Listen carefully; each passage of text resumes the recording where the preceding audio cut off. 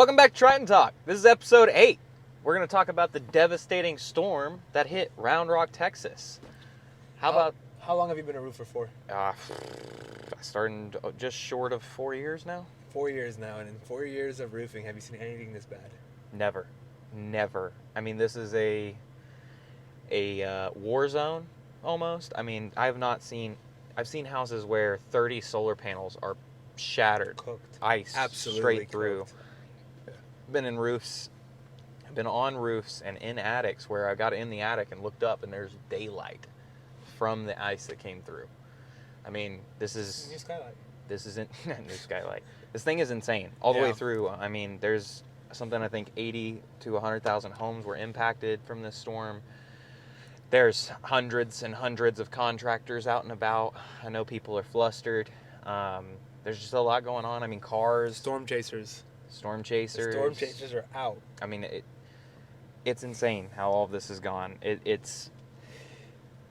I said, once in a lifetime, never seen anything like. I've seen storms like this, but they're usually on small towns, outside of cities because more area for wind. I don't know. I'm not a meteorologist, okay, but I've seen it in like small places like Devine, Texas, very small towns, population like 800 to 3,000 people. Like that's crazy in and of itself when it hits those towns, but I've never seen it hit a city like this. I mean, we were talking to homeowners out here that have been living out here. Remember BJ? He was out here since JB. Sorry, he was out here since 1995. And we got on his roof just to talk to him and kind of see what was going on, check out the vents and everything. And literally I asked him, I was like, have you seen anything this bad in your time here? And he was like, I haven't seen anything this bad ever, which is insane to think about. I mean, the news reports, I don't even think do it justice. They're baseball, softball size hail coming down out here. Yeah, it's been insane. I mean, JB is a good example. I mean, he had his roof done just 2 years ago. A lot of these homeowners got their roof done real recently, and it really didn't. It doesn't matter. Yeah. Like 2 years, 6 months. You could have put your roof on, Saturday night. If it got hit by the storm that hit Sunday, it's done. It's gone. And it's basically as far north as Georgetown, as far south as North Lamar. It's about 10 miles west of 35, and about 5 miles east of 35. About 300 square miles almost of just like 2-inch hail that came down. And I think JB said the news or something was saying it was coming down at like 80 miles per hour. 60 to 80 miles per hour. That's insane. It's been insane, but we're driving around this area that we're in. What area? This is Round Rock right now, so right? we're in Round Rock right now. We've been driving around this area of Round Rock right now, and literally it looks like a war zone. I mean, I'm talking about there's glass from everywhere on the streets. There's houses that have tarp and all sorts of coverings on them. There's cars that look like they had a bomb explode near them. I mean, it's just insane. Roofs look like Swiss cheese. Yeah. Siding is gone. Yeah. Windows are blasted. People have like boards all covered up on the windows and everything. Like it's first insane. time I've ever seen anything remotely like this. And I mean, just as a caveat, some things we want to talk about are like, a lot of people want to lean on using the local contractor, and I 100% get it. I mean, we're going to become a local contractor in Round Rock, we think, in the long term. Within a month, honestly. Yeah, I think we're just going to set up an office here and be here for the foreseeable future and serve this community. But ultimately, like, using the local company, I understand why a lot of people want to do that, but there's no way that all the local contractors can do all of this work. No way. I mean, this is... No way. You have people from Denver coming down here. You have people from Dallas coming down here. There's people from out of states coming down here to help the people here just because they know that the demand is so high right now. A lot of people like to talk trash about storm chasers, and I get it, but ultimately they're here to help. There are going to be some bad actors. Like, definitely look for your red flags. I mean, some things that you should be worried about when you think about a storm chaser is anybody who's offering to tell you that they can do your roof for free, they're lying to you. They're eating the deductible. I think we talked about this a couple episodes back. You definitely want to see that as a red flag. Nobody should be eating your deductible. Nobody should be getting their roof done for free. You have to pay that out of pocket. Texas, there's HB 2102. It makes it completely illegal for a contractor to eat, waive, cover, rebate, do anything with a deductible. So that's your immediate red flag. If you have a storm chaser, somebody offers to do that, walk away. It's really not worth it. In addition to that, though, it's okay to use a company that's not local. Just make sure you're doing your due diligence. Check their reviews. Check their website. Make sure they're a good company.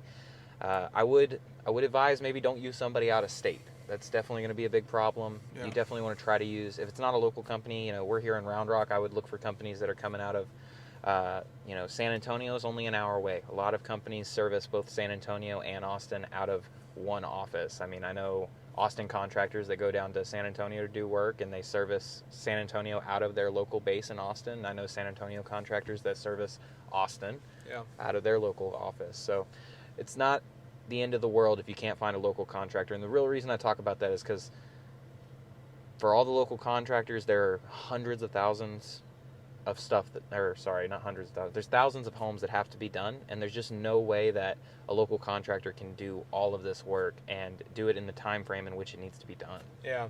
The biggest thing is that you can't wait, a couple of weeks or anything like that to get this kind of work done, just because next time it rains, these people are in for a brutal surprise, right? So yeah, JB was up on his roof tarping his own stuff and trying to fix his vent so that he could protect himself. And talk to me about that thing that we saw in his house specifically, right? So like we took videos and we saw a whole bunch of dents and a whole bunch of impact areas on his roof itself, and you were talking about it deteriorating over time, so it may not be an immediate issue right now, but talk to me about what you were telling me. Yeah, so like whether the hail is 1.5 inches, which is all it really takes to damage these architectural shingles, or 3 inches like we have here, it doesn't leave an immediate hole. So a lot of people, even JB, he was up on the roof with us, he was like, oh, well, the roof doesn't look like that bad, I think it's fine. And I said, well, it looks fine right now, even though this 3-inch hail hit it, and we clearly could tell that it was definitely totaled.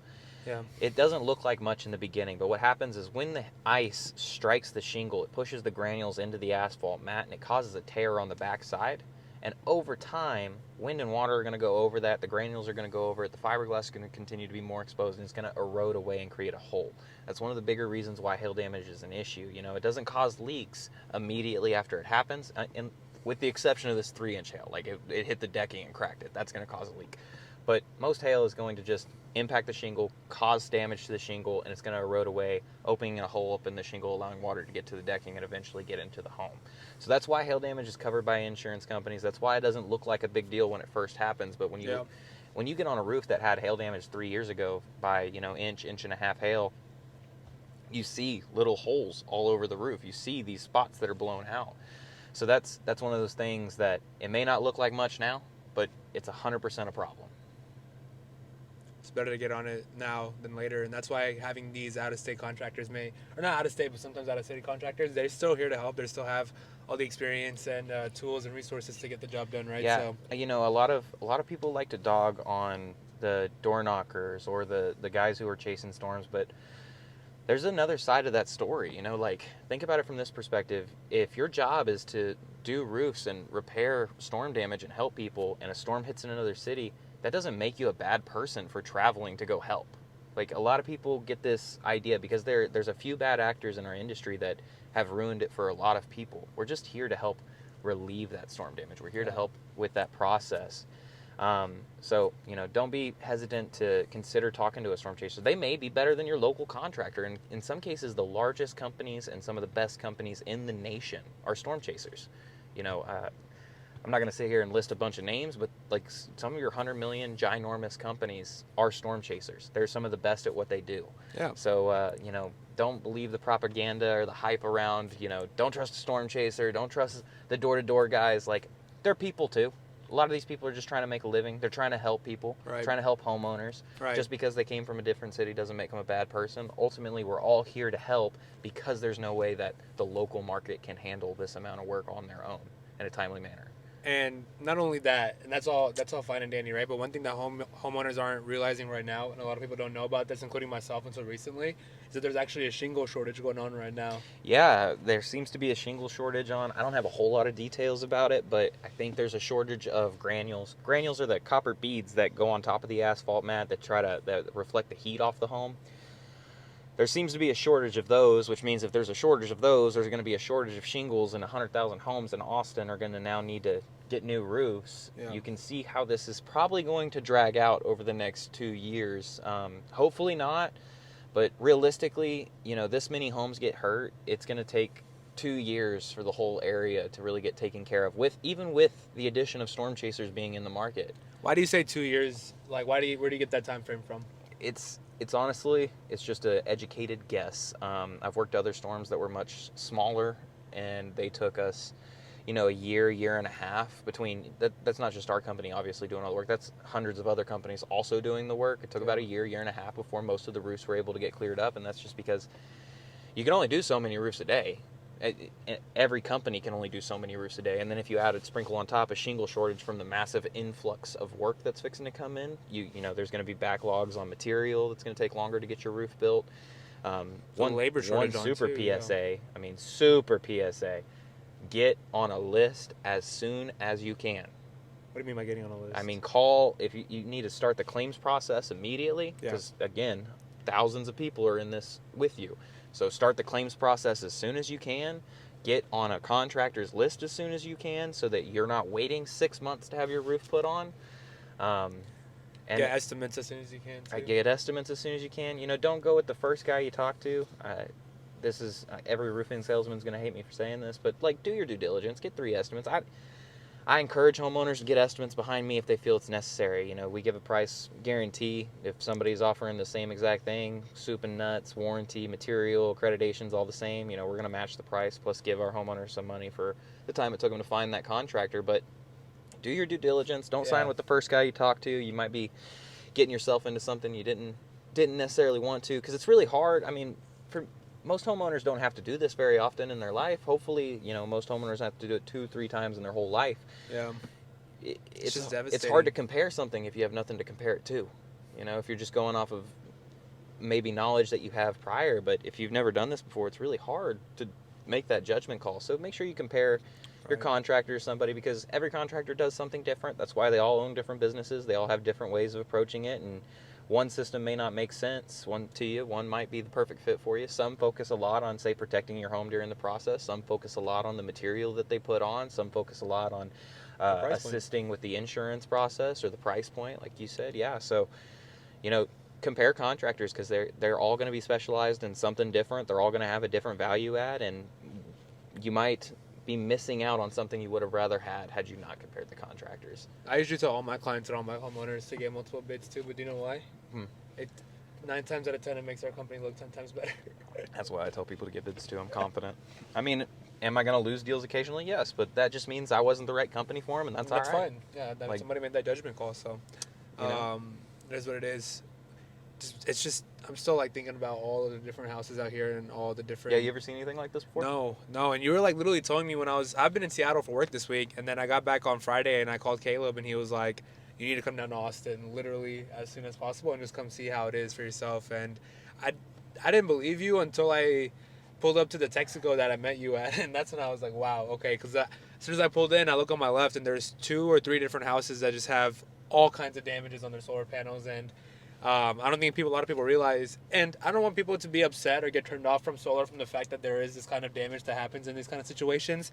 This is one of the craziest freak situations that Austin has seen in a long time. Well, your solar panels are covered by your home insurance, and your solar panels are covered by your home insurance. That's exactly what I was getting at. So this, I mean, for us as contractors and for us, someone that's in the industry, what we're looking at right now is all these people that have. Sometimes these are older solar panels as well too. Sometimes it's just an excuse for your insurance to get you better equipment for your house, right? So definitely. We're just trying to help out as many people here. I'm trying to help out people from the solar side. He's helping out people from the roofing side. But there's going to be a lot of joint clients and joint business that's going to be handled between both of us. So it's just a huge opportunity right now. And Round Rock's going to be home for a little bit, huh? Yeah, Round Rock is home. I mean, this is where we're opening the next office at. It's going to be exciting. I mean, I'm super excited about it. I mean, we're doing some things to help homeowners out. We're going to be offering a free shingle upgrade through October. You know, if you have a 3-tab, we're going to bump you up to an architectural. If you have an architectural shingle, we're going to bump you up to a impact-resistant shingle. All in the effort, just try to add some value. You know, there's hundreds of contractors. Everybody's got to stand out somehow. That's what we're going to do. In addition to what we normally do, which is very comprehensive walkthrough of the whole process, so people get all the answers they need to the questions they have. But this whole situation has been nuts. I mean, I came up here Monday, been up here since Monday, talked to at least 100 people over the last week. I mean, the stories I've heard are crazy. I heard a lady tell me about how scared she was inside of the house because of how big the hail was and how loud it was. She had never experienced anything like that before. It's a Sunday night, too. Imagine Sunday night, you just went to church, you put the kids to sleep, and then boom, all of a sudden you have to worry about glass shattering coming through your house. You have to worry about, you know, these... I can't fathom ice that big. It's hard for me to visualize because I've never been in a... Thankfully, right? I haven't been in a hailstorm like that, but these are baseball size ice pellets coming down at 60, 80 miles per hour on Well, your imagine house. if you were caught outside or something. Like, that's scary. Could you imagine getting hit by one of them things? Yeah. It's insane. Or if you look at the ground, the craziest thing is looking at the dirt right now. There's just divots. No, it looks like a driving range, honestly, right now. It's absolutely insane. So I think one thing that a lot of roofers don't understand right now, and that we're trying to understand and learn this right now too, is that the first week after something devastating and, you know, as bad as something like this, you have to kind of ease into it. You can't just be the first roofer that these guys see automatically. I mean, you've been out here for the whole week, and from the experiences that you've been getting, tell me about some of your knocking experiences you've been having out here. You know, I completely understand what people are going through. Yeah. I understand that if I was living in a house and I know that my siding is gone, I have windows broken, my roof is totaled, my car is totaled. Yeah. Like, and now I've got hundreds of people knocking my door, at least 20 people a day. I know that that's what's been going on. A minimum of 20 people a day are hitting people's doors. So, like, I really appreciate the fact that everybody's been so kind. I mean, they understand that we're out here just trying to do our job as well. But, you know, I've had interesting conversations. A lot of people, you know, already have a contractor. That's great. They have somebody to trust. I think a lot of those people are going to find out that they're probably going to have to end up using somebody else because, you know, if you didn't call immediately and get on that list, you're going to wait 6 to 8 months probably for a lot of these guys who have done a lot of work in these areas. Yeah. And some people are going to do that, and that's fine. Some people are going to want to get this done and over with before the holidays. Some people are going to want to get it done and over with right after the holidays. And right now, you're going to need to be more open to probably more suggestions and other contractors and comparing them to other people. And I also find that, you know, with the sheer amount of people that are here, there's a lot of frustration. Yeah. You know. And I get it. Like I said, I get it. I'd be frustrated too. It's like everything in your life has been destroyed in some aspect right now, and that's a tough thing to experience for anybody, I'm sure. So, but it's been a real eye-opening thing because I've never seen anything like this before. And I know we keep harping on that and we keep talking about it, but it needs to be harped on. And it's so surreal. Like yeah. It's surreal to see. We said earlier, like, it seems like a war zone, especially, like, now it's Saturday as we're recording this. The storm hit about 7 days ago now. It's cleaned up a lot. A lot of the tree companies have come in, gotten a lot of the trees that broke out of the streets, out of the yards, dumped out. You know, a lot of the cars that were totaled have been towed out of the neighborhoods and such. So, like, it looks a lot better than it did, but it looked like a total catastrophe in a war zone the first 3 days before everybody could get out here and start having all those things. And what's nuts to me is, like, I've seen some wild things from this storm. I've seen guys, like, drying in entire roofs. For people who don't know what that means, drying in a roof is when you basically put felt over the entire thing. We usually refer to that drying in as what we do when we have the decking exposed. We dry it in, then we put the shingles in. That's putting the synthetic felt on it or the felt paper on it. I'm seeing guys put felt paper over the entire roof because, again, some of the ice impacted the decking and caused it to crack. So not only are these people having to have their roof replaced, but they're probably going to have their whole roof redecked as well because it's going to be considered unnailable. Shit. Yeah. So this with the good news, though, for everybody who's involved in this, you should have some kind of insurance coverage on it. Yeah. For those who don't, I'm really sorry about that. But adding a redeck to the roof, you know, the average roofing cost for some of these neighborhoods, they're going to range from anywhere from $13,000 to $30,000 in the larger, higher income areas, larger home areas. But you add decking to that, you're adding an extra 10 to 15 grand on top of that price. So, very lucky that a lot of people have homeowners insurance. They're only going to have to pay a small fraction of that. You know, still going to have to pay for it though. It's true. It's still part of it. But let's say, you know, $30,000 versus $2,000. Which one would you rather pay? Two. You know, a roof costs almost as much as a car in some aspects if you have to redeck the whole thing. And then for the people who have solar panels, you know, we're talking a redeck. We're talking about the shingles and the roof. We're talking about the solar panels. I mean, that's what, an $80,000 project. So, $2,000, $80,000. Which one do you think is better? Yeah. So the good news is the insurance is going to take care of a lot of this. There are some things you should be, you know, aware of when it comes to the insurance. Make sure you do your own due diligence. You know, document any damage, personal property. One thing I see happens to a lot of homeowners is they don't get their personal property taken care of or covered because they don't itemize it. So do the due diligence. If you know things are broken outside, you have little trinkets or yard stuff, like, do your due diligence. Find comparables, itemize it. Make sure you give that to your insurance so that you do get reimbursed for that as well. Same thing, check your windows. Maybe your window didn't shatter, that's fine, but check your window beading, check the frames. The frames might be dented and compromised. That stuff's covered usually. Your gutters, make sure you check all the dents. Just because the gutter's still going to catch water doesn't mean it's not going to be covered. If you've got dents, it's a cosmetic problem that can also be addressed and covered by the insurance company. So the personal property, the dents, the gutters, the windows, check your siding. If your siding's got paint chips, get it paid. The insurance will pay to get that repainted. Just one of the reason I bring all this up is because remember, adjusters are human too. And what do most people do when they go to work? They just go to work to do their job. Not a lot of people are necessarily pulling the extra effort when it comes to work. And they're not treating it like it's their home. Yeah, I mean, it's a job at the end of the day, and I understand that not everybody's going to bend over backwards to do the most of their job. So remember, it's a human element, and this is not to dog on any adjuster or any insurance company. Just make sure you're doing your own due diligence and you're making sure that you're getting fully taken care of. Another thing I would say is when a storm this large hits, understand that this is going to cost insurance companies billions of dollars, and insurance companies make profit from collecting premiums and not paying out on them, right? Now, I'm not saying they're not going to pay out on them, but if you're an insurance company that's about to have to pay for a couple thousand homes to be completely fixed, the exterior repaired, are you going to make sure that you itemize and get every single line item on there? Or are you going to try to do basic things? And in a lot of cases, adjusters, they're trained in policy. They're not trained in construction. So they don't know every item that needs to be taken care of. Yeah. So when you are working with a contractor, it's going to be to your benefit to find one that knows how to supplement the insurance. Supplementing the insurance is essentially taking photos of what already exists. Now, no contractor should be telling you that they can get things that are not on your roof approved. That should not be how this is done. The insurance is due to pay for like, kind, and quality and restore you to pre-storm condition. Yeah. So a supplement is you take photos of the things on the roof that need to be done, and you submit that with a line item, cost for it. Insurance really prefers Xactimate, but it doesn't have to be. And then there is a little bit of a discussion back and forth. Adjusters, they're trained by their managers, and their managers are trained by people up higher, and their incentive is to try to not pay for every line item. You have to think about it as a business, and I get it.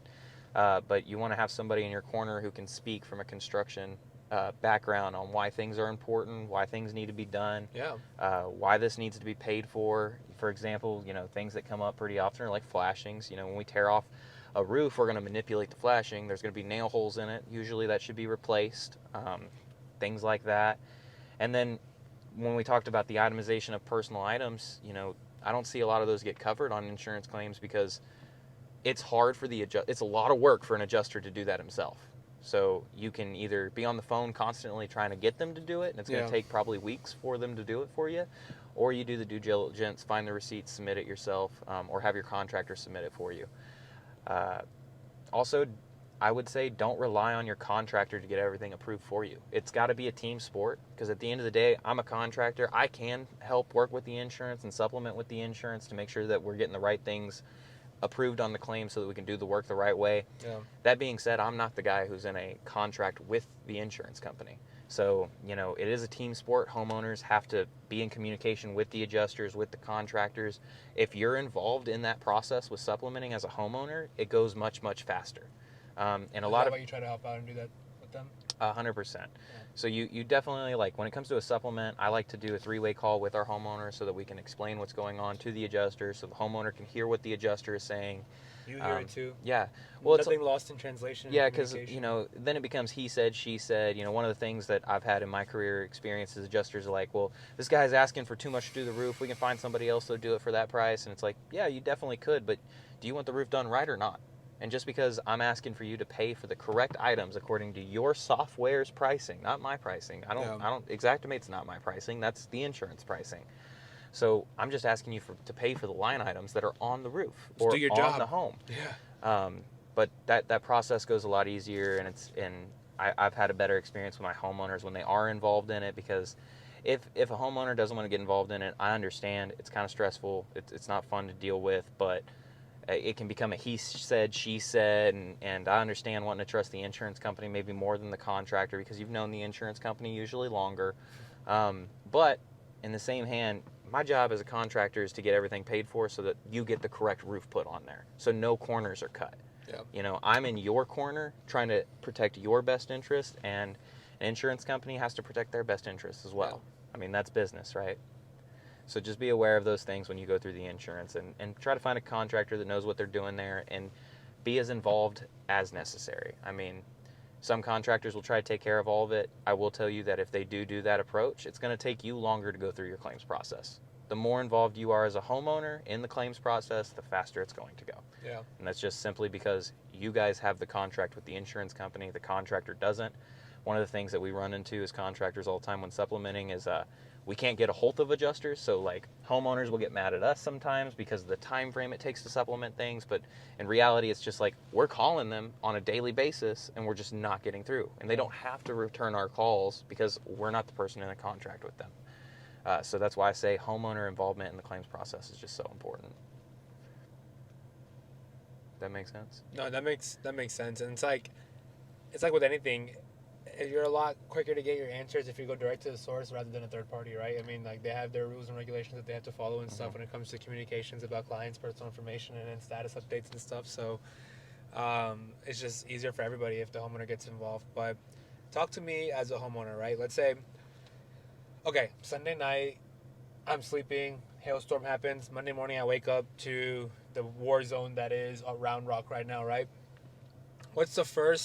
How does my first week look, and what are you doing? Like, so basically, I go outside, I see all this damage and everything. I know for sure my car is probably a higher priority right now, or a high priority. I know my house roof is a high priority. I understand any electrical stuff, that's a high priority.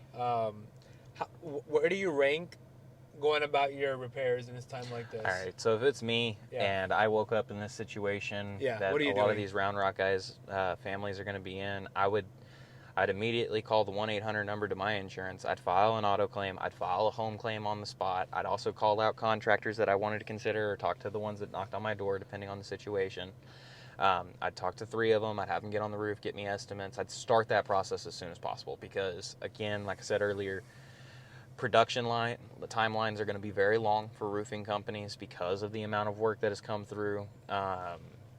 Adjustments are going to be very long. The timeline to get an adjuster out to your property is probably going to take some time because of the sheer amount of this stuff. So I'd immediately be making those phone calls. I feel like, I don't want homeowners to procrastinate on that, but a lot of times you do see it happening that way, right? And yeah, I will say that the more you procrastinate, since we're literally rolling into October right now, we're going into the holidays. Do you think it's going to be easier or harder to get people out around Thanksgiving, around Christmas? Everybody knows there's only like 10 to 15 really working days in December. I mean, like it's really hard to get any kind of work done. Or let's say you do get your job approved in November going into the holiday season. Well, we still got to supplement it.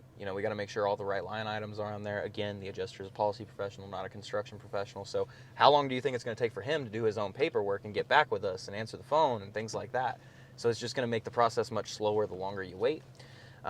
Maybe some of that's overcame, hitting January, but also once we get to January, the catastrophic team or the CAT team that the adjusters or the insurance companies are probably going to be sending out here, they're going to be done. So it's going to be just your local guys.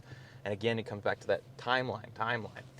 And then you sprinkle on top of it the shingle shortage. I was about to say so that. I was about to say, and then you add all the other elements to it, right? So a lot of companies are going to go on allocation. A lot of companies are going to have trouble getting to build your roof in some cases. When you lose daytime, there's less working hours. Also, yes, as we go to the winter, you're losing daytime, where the sun's going to eventually start going down at 5 o'clock.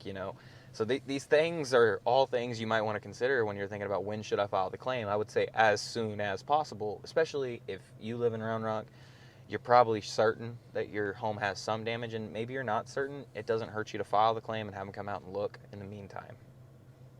But it's an insane situation, all of this is.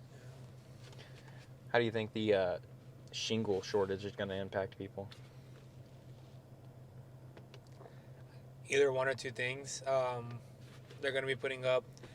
I don't know enough about the shingle shortage to kind of give my opinion on it, but it just sounds like timelines are going to be extended. Shitty products are going to be into the realm as well too, because not every contractor is going to tell you, hey, I don't have the right shingle to do your house and to make sure that this is done correctly. Yeah, right? they might make a pivot into a product they've never used before because it's on the ground. I'm sure that's going to happen. They don't know how to... I mean, most shingles are installed all the same, but one of the things I would be weary of if I was a homeowner, talking about that, the contractor may have sold you on a certain type of shingle and a certain type of benefit, and then if they can't get a hold of it and they're switching to a product they never used, they may not be as familiar with like the warranty situation or what their impact resistance is or what their wind stuff is. Or some random manufacturer that doesn't have any kind of, history or any kind of, what's the word I'm looking for? Like presence in the market and making sure that they have the reliability. Yeah, just using a smaller company that isn't there, doesn't have the history, doesn't have the reputation yet. And what's really going to happen is a lot of those products are going to be probably more available in the long run. And when it comes down to, hey, I've got to get this built, like if that's all that's on the ground during a shingle shortage, that might be what you end up with. Yeah. So that's another thing that might push timelines out. And again, why I'm saying you should start this as soon as possible. Don't procrastinate. Because it's just like there's a lot of things playing in that's going to drag this whole situation out. And I would also say that, to all the homeowners who are frustrated with the roofers, I understand it. Just remember, we're also just trying to do our job. This is how we feed our families. We're frustrated with you guys. No, I'm just kidding. I am just kidding. But it's not fun for anybody in this situation, both the roofers or for the homeowners, just to be able to. No one wants to be yelled at. We don't want to, and no one wants to be sold something during a time like this, right? Like our honest job right now is just to go out there and help as many people as possible. And yes, that comes with getting yelled at. And I saw a sign that said, "Go profit off of somebody else's misery," and I get the frustration, but like. This is how we make a living. We help repair homes. And if you had a storm that damaged your home, like, wouldn't you expect somebody to come out and help you do that? Plus, with the shingle upgrades that we're giving out. We're trying to give back. We're trying to give a lot of things back. We'll talk about some more promotions that we have later on in the future. But we're trying to, number one, differentiate ourselves from every other roofing company. It's not just like we're going to be an out-of-town roofing company that comes in and leaves in 2 weeks. I mean, we're trying to open a whole office over here, which is a big pivot in our strategy. But it's the best thing for the long term, which is exactly the game that we play. Be your new local Round Rock roofers. Exactly. Austin, Texas. Here we go. The triple R's, baby. But it's just Round Rock roofers, triple R's. I got it late. Yeah. So it's gonna be a fun next couple of 6 to 8 weeks to see how it plays out, and we're gonna be showing you all the no soliciting signs that I saw a funny one the other day. Yeah. So I put a funny one on my story. It said, "No soliciting. If you act like you didn't see this, wife will answer, and she is crazy." Was she crazy? I will say that she was not happy, but she also had a hole in her skylight, and I did not want that to keep being exposed. Like, I was like, hey, I mean, I'm probably going to get yelled at, and I wasn't really, I mean, you could call it soliciting, but I was like, hey, you got a hole in your roof. Would you like me to fix that? Yeah. She did not want me to fix that, and I mean, that's okay, but again, my job's to help people. Sometimes people get angry. We're not Jehovah's Witnesses. No one's trying to push religion or politics down your throat right now. It's just, hey, you have an obvious need. We have an obvious fix. Like, trying to help, right? But it is what it is. I mean, that's in any business you're gonna get that kind of. And I get it. People are frustrated. There's a lot going on. It's tough. But I'm used to it. Been doing this 4 years. People yell at me all the time for trying to help them. It is what it is. Again, that's not gonna stop me from trying to help every person that I can. It is my job, literally. It's my passion. It's my job. This is all I do. I literally, we roof all the time, or we talk about roofing, or we talk about Trident, and that is my life. Yeah, that's what we got. This is the fun part about it. It's a blast. Just looking around. I've been looking around like crazy during this video, but it's just so interesting to see all the different, like the grounds over here, the tarps everywhere, the glass everywhere.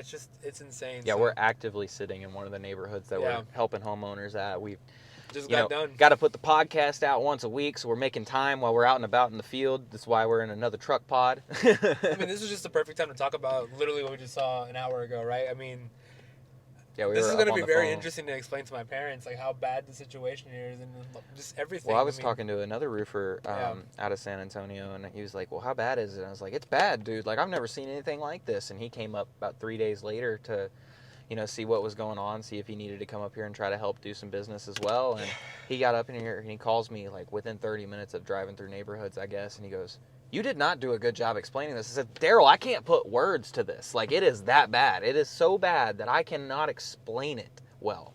I cannot articulate how bad it is. Anyhow, we're going to do a little bit of a shorter episode today because we've got to get back to work. Yeah.